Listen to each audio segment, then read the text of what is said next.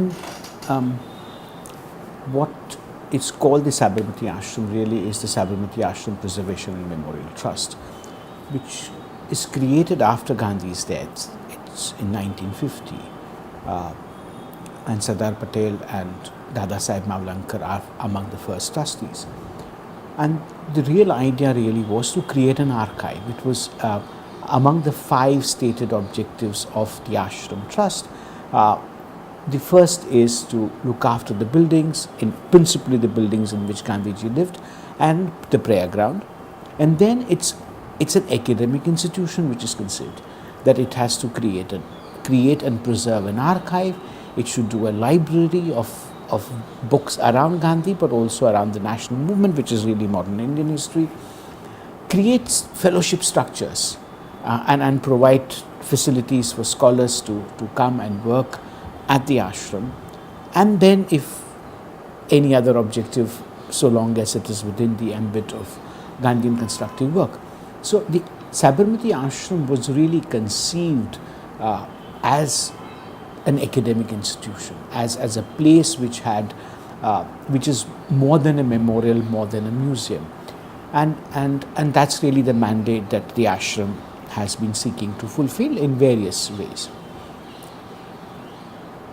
We became more aware, I think, the ashram and the ashramic community, or the people associated with the ashram, or the Gandhian intellectual tradition, became acutely aware of our responsibility around 2002, 2003, when we realized, to our utter dismay and horror, that there was a revised edition of the collected works done, and the revised edition also included an electronic version.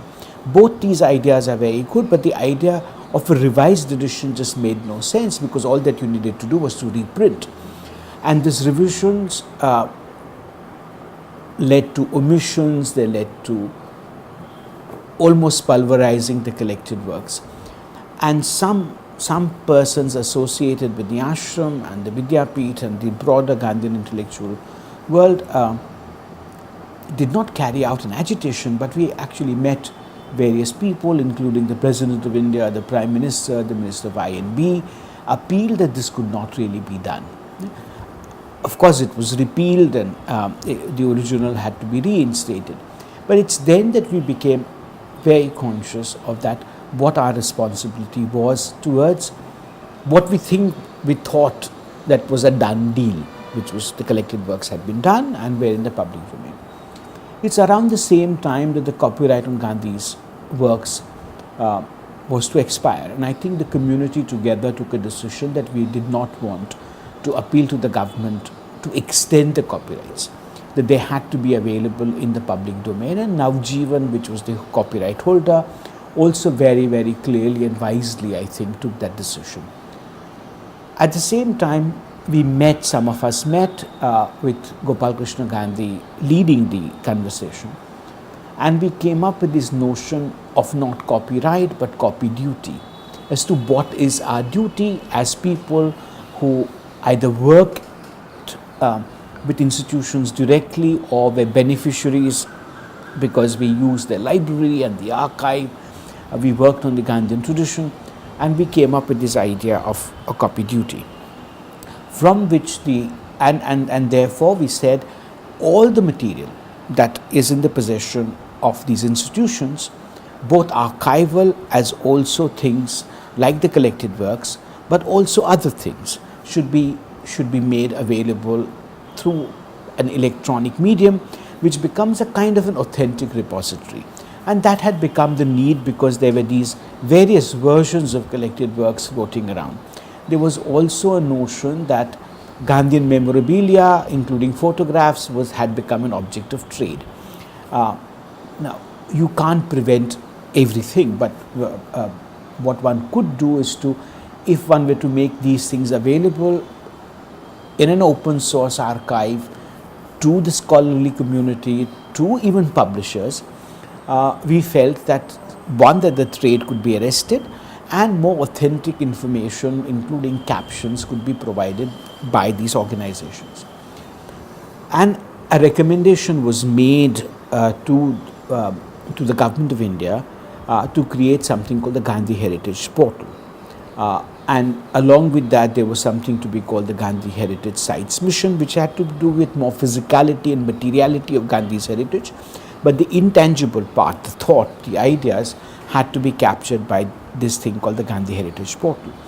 And the Gandhi Heritage Portal responsibility was given to the Sabarmati Ashram Preservation and Memorial Trust, because it had an archive, it had a library, it had photographs, it had repositories, and probably it was more willing than other institutions to experiment, infuse technology into its functioning, and so some of us joined that work.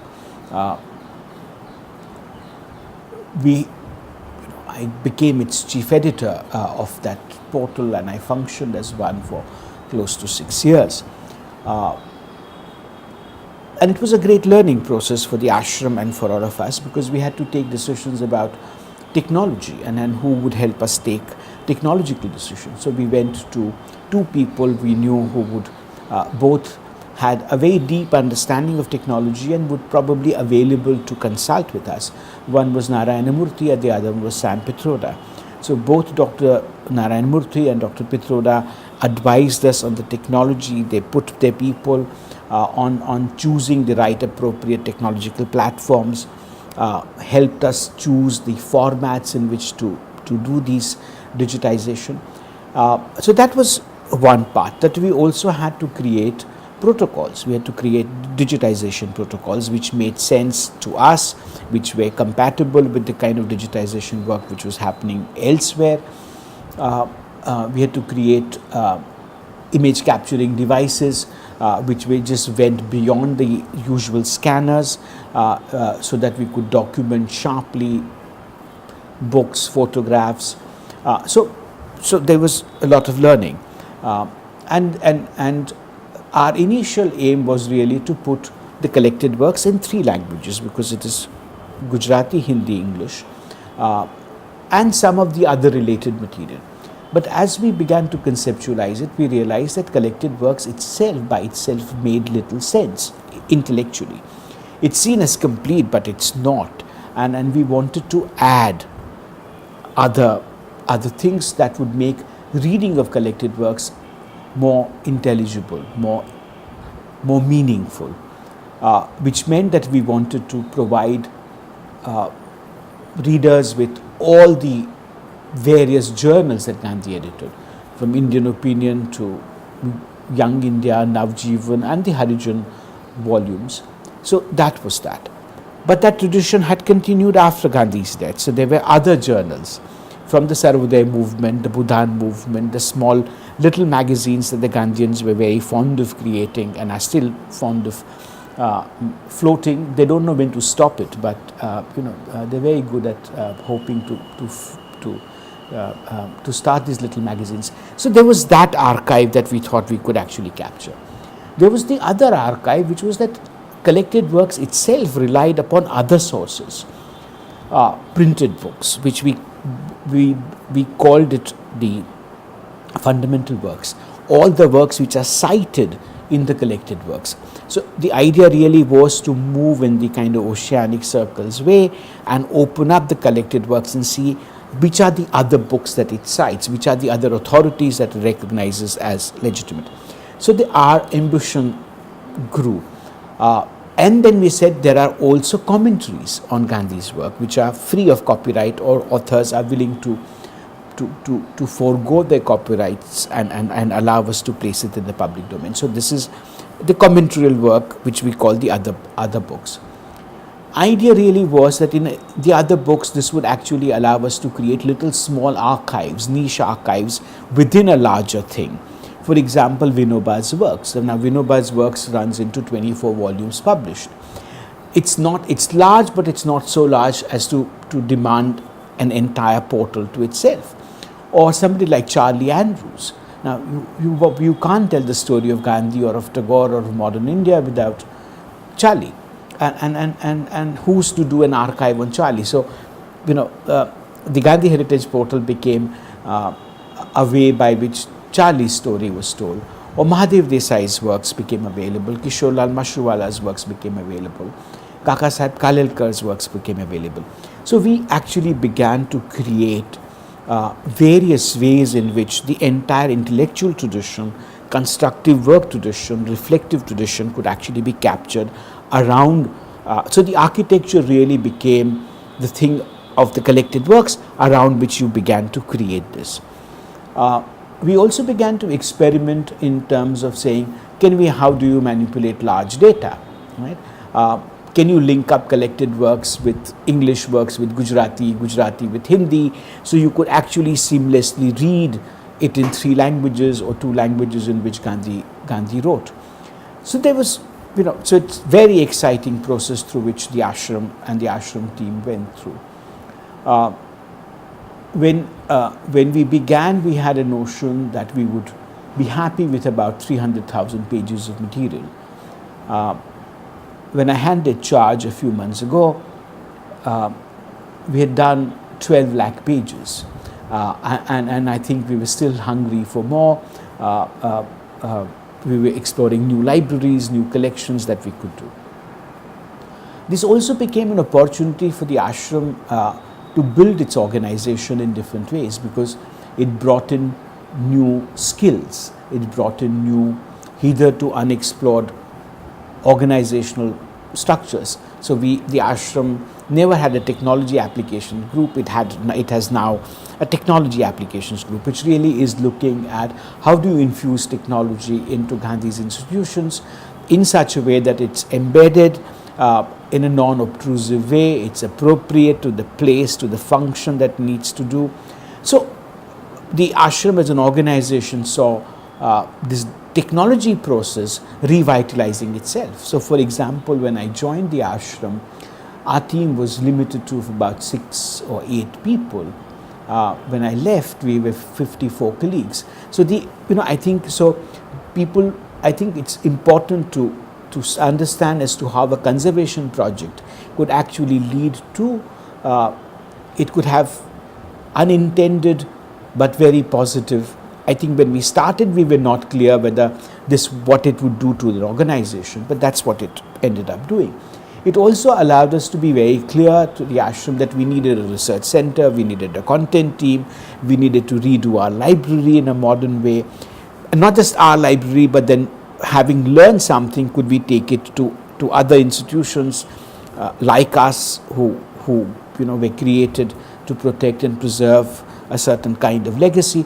So I think this digitization process by itself is extremely valuable, but what it managed to do for the ashram and other Gandhian institutions, and I hope it will continue, was something that we had not imagined, that we would do capacity building in such a way that it would become a kind of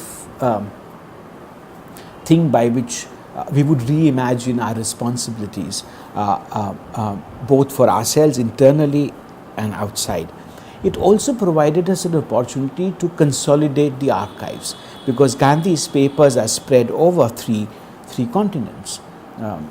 There's a South African collection, there is a collection in London, but there's a collection probably in other parts of Europe, and there is a large collection in India, which is also fragmented between the ashram, Wardha, National Archives, Nehru Memorial, and the National Archives and Sabarmati Ashram became partners in this exercise to actually collate all the other archives digitally and hope to create a digital archive. So the next phase of the Gandhi Heritage Portal really would be to start placing in public domain the archival holding. And if that process were to continue over the next 3 or 4 years, then we would create an extremely rich repository, which is an open line source where everybody could participate. We would be able to do hyperlinks between. So all that the technology would enable that activity to do could actually be introduced through the portal. It also created, I think, a very large pedagogic tool in terms of where do you go looking for material. young scholars and not so young scholars find it very difficult to find resources and time to do archival work. Now, if the archive were to come to us, I think ashram really became, or the ashram's exercise really became a kind of a precursor in, say, creating a movement in India for an open archive. And we know that the National Archives is very actively considering digitizing its holdings and placing them in public domain, and we hope that the other institutions would do the same. But I think, the idea is to really move beyond the digital library to create an open resource, open source archive. And that's really what the Ashram's digitization project was. What I think it probably eventually do is that it would probably open up new directions in terms of research. In what ways? Ashram conceived of a project which was to say there are 33,000 letters that Gandhi wrote, which are in the collected works, which means he would have received those 30,000 letters as communications. Not all of them are available with us, but maybe about 8,500 are available with the Sabarmati Ashram's archives. Could you actually then start publishing them? Could you start publishing them with cross-reference to collected works, so that when you read that letter in collected works and he writes to you saying, don't do this, and he writes to me saying, giving me completely contrary advice, and then we say, oh, Gandhi contradicts himself. No, he's actually responding to a specific query, but that query is not available for us to read.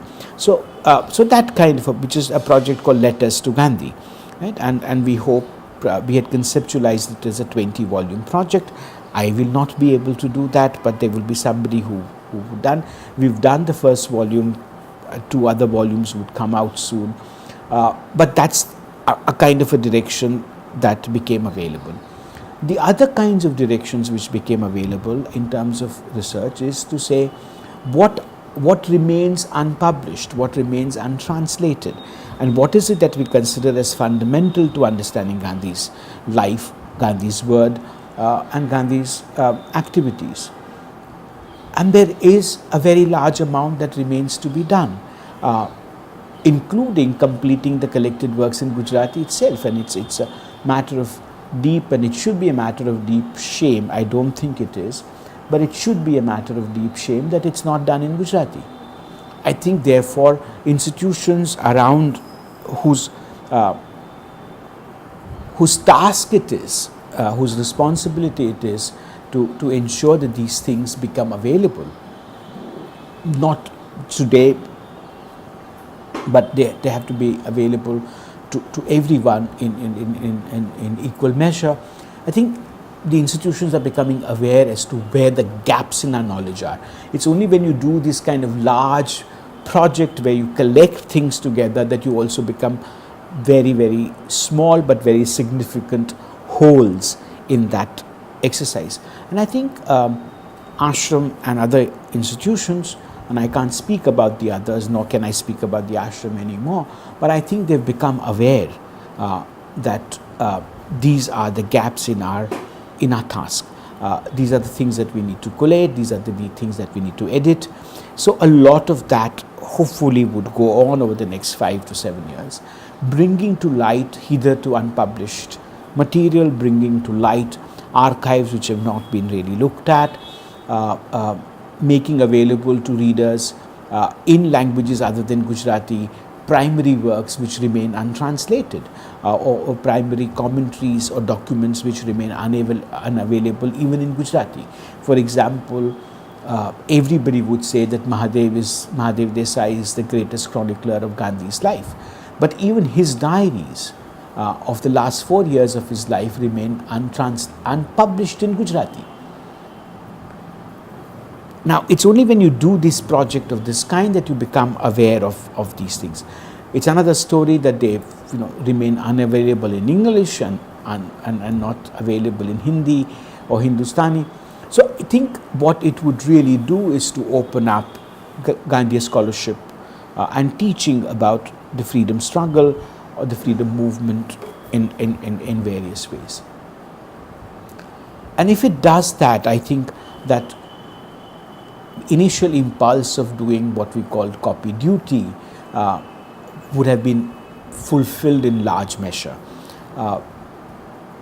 Because the duty is not only to protect and keep it to yourself, it's to really share. And it's only by sharing that you create large stakeholders. You create a critical community that then shapes your understanding, makes demands of you, and in so doing enriches the entire interface and the entire exercise. So that's really where we hope it's going. And it's probably the opportune time, right? We are celebrating the 100 years of the founding of the ashram. In a few months, we would be, perhaps one of the most important labor movements of our times, which is the Ahmedabad mill strike, would be upon us. Champaran happened. Now, documents and knowledge about each of these major events needs to be explored in different ways. It's only then that we can ask and answer this question as to whether Gandhi is relevant. Why should he be? Right? He is dead and gone. We killed him, and with a kind of finality that he remains dead. Now, the problem is, it's no longer the burden of that man to remain relevant. If we have to ask questions of our times, sometimes he would be able to provide an answer, and quite often not. Quite often those answers would be incomplete or would leave us puzzled. But we need to ask those questions, and I think these centenaries, apart from the fact that it allows us to do festivals, which are nice and it brings in some capabilities, some resources, but could actually lead us to asking fundamental questions, or asking questions, not even fundamental ones, like questions like, where we know, for an example, that in 1917, when the Ahmedabad mill strike is taking place, Gandhi and Shankarlal Banker and Ansuya Sarabhai, and let's not forget, Shankarlal Banker is somebody who studied economics at the LSE, very systematically do a household survey of every major mill workers colony. And it's a detailed questionnaire, including asking whether you smoke, how much do you spend on, do you play cards, do you go and drink. It's a kind of a detailed household survey of 67,000 mill workers. What it could do to our understanding of life, of early industrial labor in India or anywhere, would be of an order that you can't even imagine. But we don't know where the data is. Now, I think what happens is that these kinds of centenaries actually then say, let's go and find it. Right? It allows us to go on this treasure hunt kind of thing for archival resources, and it has to be somewhere in the city. And hopefully, probably, if the ashram were to be, remain focused on it, we would be able to locate some of these things. Khera Satyagraha is to happen. Now, does it have any relationship to the founding of the Amul and the milk cooperatives? Yes. Right? So, I think the questions of Gandhi's relevance could be asked very differently if we take the opportunity that these events are going to provide. 150 years of his birth, and we would of course have a nationwide celebration. But can we also recommit ourselves in terms of institutions to saying these are the incomplete works that we need to do? So I think the questions of relevance could be opened up in very fascinating ways. And Gandhi would not necessarily provide straight answers. He never gave straight answers to anything, even when he was alive.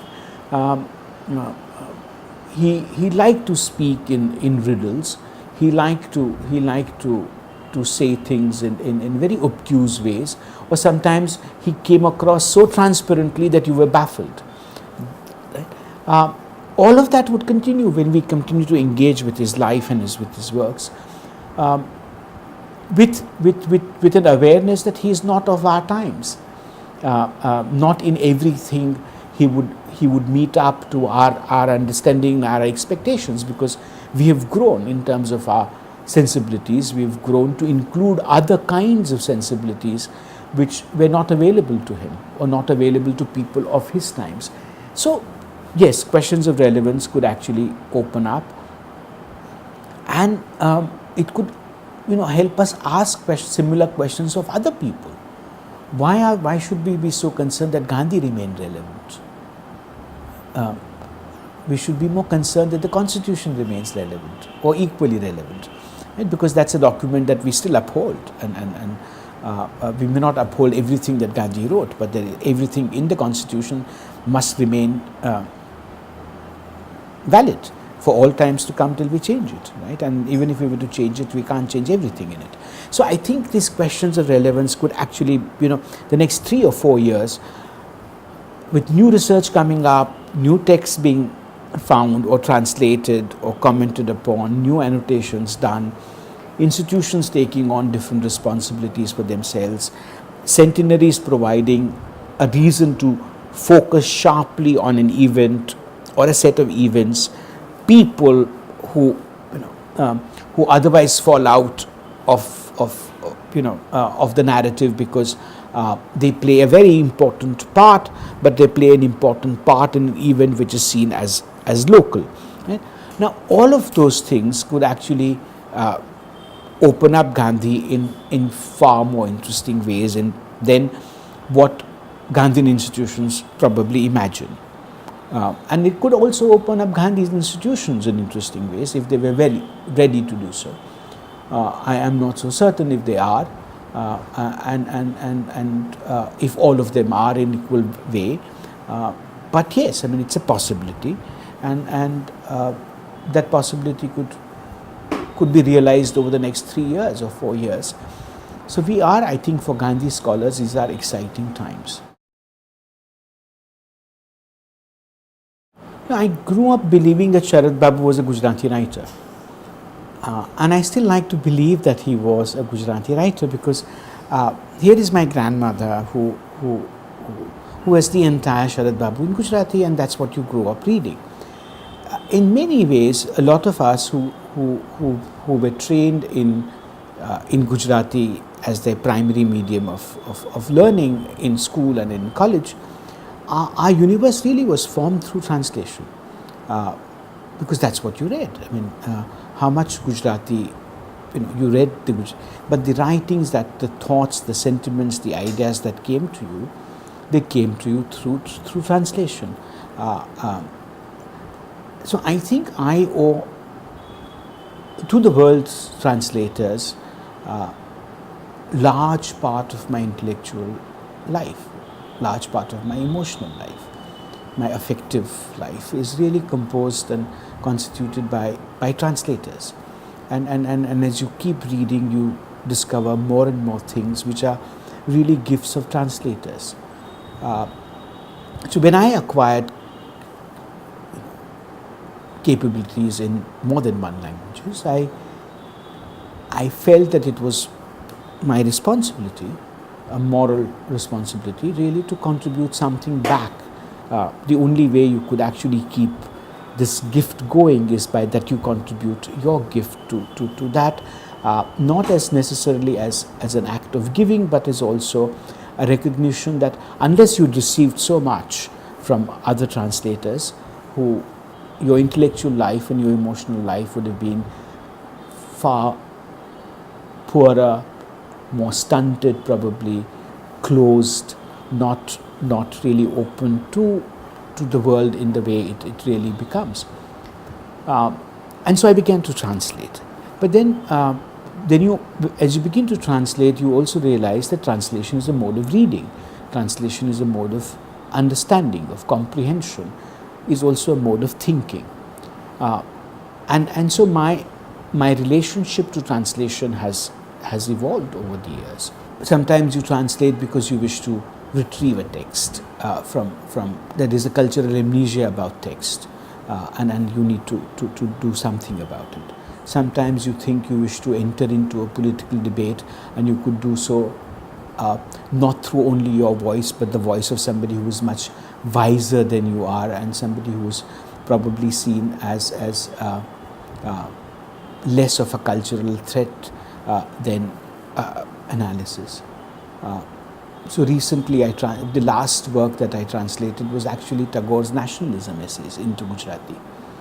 And it's very surprising that Gujarati, which has translated Tagore over a century, has translated every stray poem and every note and every chitti that he wrote, would not translate nationalism lectures. And it tells us something about ourselves as to, why are we so hyper-nationalistic in some ways, or we are prone to certain sentiments about the nation which could be far more problematized.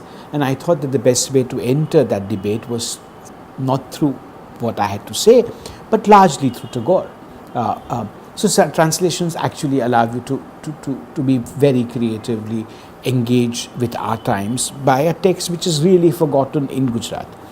Or sometimes you do so because it had a cultural possibility of the kind that you think that your culture is losing out. Saraswati Chandra and its translations in 4 parts was really an attempt to say, is there a different kind of Gujarat that you could imagine, a pre-Gandhi Gujarat, but which has echoes in Gandhi and beyond. So Saraswati Chandra becomes something that we do. But my real apprenticeship to Gandhi actually came through translation. One, that I realized that Gandhi was a translator himself. He liked to translate. He was a very creative translator. He was not really confined by the text, the boundaries of the text. He would take the text and actually do amazing things with it, the way he did things with Unto This Last. And it changed, in translation, changed the very philosophical foundations of Unto This Last. Or he would translate Plato, the Bhagavad Gita, apart from his own works that he would translate. So my entry into Gandhi is also trying to understand as to what Gandhi was doing as a translator. How was he reading text? How was he interpreting them? What kind of language that he would employ to speak of ideas that were alien to us. So what is it that your language allowed us to do? But it was really through the translation of Gandhi's biography, a 4-part biography called My Life is My Message, written in Gujarati by Narayan Desai. I did the kind of apprenticeship that was required to Gandhi's life, because when you do a biography, you live it day to day. You relive that, and you relive that in 2 languages. So I think my understanding of Gandhi deepened through an act of translation. That's something that has allowed me to look at his own translations far more creatively by doing a critical edition of the Hind Swaraj, retranslating in Hindi. I've just attempted a new critical edition of Gandhi's autobiography, where one focuses on the act of translation and say, how do you read the 2 texts together? So translation really has become a mode of thought for me. It also is something that allows one to look at writing in a very different way, because when one writes as a translator, or one translates, but it's an act of writing. It deals with words, and that process actually is a kind of a practice. It's a riyaz that you constantly do, and when you work with different forms of writing, of translations, from poetry to prose to biographical works to social science commentaries, and translate them into Gujarati, from Gujarati into English, novels, 19th century stuff, very postmodern Gujarati that Suresh Joshi wrote. So that really has given me a range of Gujarati, which I think is would not have been accessible to me because I would have written and read the Gujarati of my times. But the range of Gujarati sentiment and concepts which become available to me over the last 125 years, 130 years, probably would not have become available to me in the same way, and certainly not with the same intimacy. And so therefore you could actually play around with that far more easily, far more comfortably. One also becomes aware that some of the people, the translation has become an activity in a culture like Gujarati. It has a strange location because Gujarat is very open to translating everything. Large parts of Bangla are available to us. Hindi is available to us. Marathi, Kannada. There was a time when Malayalam was available. There was a time when we translated European literature, but has been very hesitant in terms of translating itself. So this notion of acquiring wealth and not spending it, has, its ramifications and all kinds of things. So we've actually acquired wealth from all over, right? And we've been very parsimonious in terms of sharing ours. So I think my endeavor also has been to correct some of that imbalance and saying, if this is the best that Gujarati has to offer, if Saraswati Chandra is a canonical text of our modern Gujarati, why is it that a reader in another language not have the pleasure of it? If Gandhi's autobiography we think, perhaps is the finest piece of writing that has happened in modern India in Gujarati, why is it that we can't focus on the act of translating it in a very different way? Or we think Hind Swaraj is a philosophical text which is incomparable in modern times. Why should it not really be thought about and commented also as a text in translation? So these are the things that have moved me. I've moved away increasingly from translating social science works from English into Gujarati because I think we've become immune to knowledge. So I did make an attempt to translate Ashish Nandi into Gujarati. I translated The Intimate Enemy, and I've also put together essays and brought them, translated Ganesh Devi's After Amnesia. But I think Gujarati scholarship is somewhat immune to that kind of knowledge, and I should employ myself better somewhere else. So I think I'm done with social science translations. But yes, literary sensibilities from Gujarat into other languages, and probably cultural texts which have bearing on our life and our politics now would occupy my translation work. But some of it would also be texts which are hitherto unpublished and they need to be done bilingually, like Diaries of Mahatma Gandhi. So some of those, that's really what as a translator, I'm working on 5 years of Diaries of Mahatma Gandhi, and they would come out in 2 languages, Gujarati as also in English. So that's really the work that I hope to do as a translator. And you keep telling yourself that you've done enough and that you should stop as a translator. But if that's the mode of thought that you've acquired, probably even if I don't translate and publish translations, I hope that that mode would remain available.